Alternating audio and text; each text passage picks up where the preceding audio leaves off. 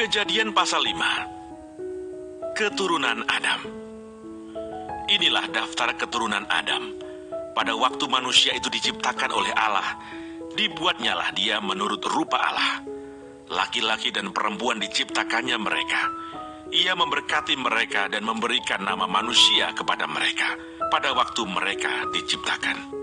Setelah Adam hidup 130 tahun, ia memperanakkan seorang laki-laki menurut rupa dan gambarnya, lalu memberi nama Set kepadanya.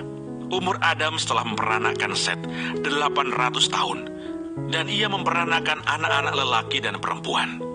Jadi Adam mencapai umur 930 tahun, lalu ia mati. Setelah Set hidup 105 tahun, ia memperanakkan Enos, dan Set masih hidup 807 tahun setelah ia memperanakkan Enos, dan ia memperanakkan anak-anak lelaki dan perempuan. Jadi Set mencapai umur 912 tahun, lalu ia mati. Setelah Enos hidup 90 tahun, ia memperanakkan Kenan, dan Enos masih hidup 815 tahun setelah ia memperanakkan Kenan, dan ia memperanakkan anak-anak lelaki dan perempuan. Jadi Enos mencapai umur 905 tahun, lalu ia mati. Setelah Kenan hidup 70 tahun, ia memperanakkan Mahalalel, dan Kenan masih hidup 840 tahun setelah ia memperanakkan Mahalalel, dan ia memperanakkan anak-anak lelaki dan perempuan.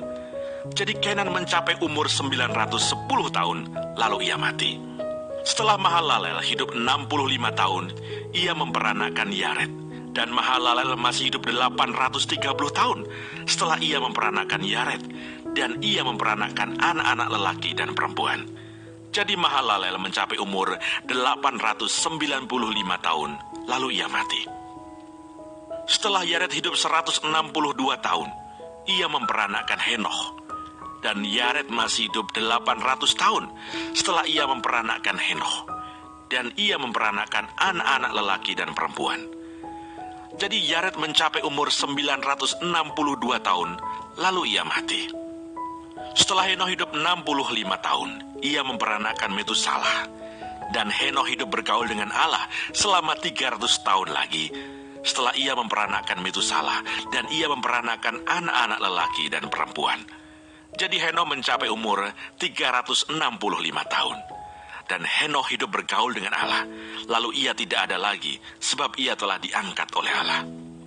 Setelah Metusalah hidup 187 tahun, ia memperanakkan Lameh, dan Metusalah masih hidup 782 tahun setelah ia memperanakkan Lameh, dan ia memperanakkan anak-anak lelaki dan perempuan.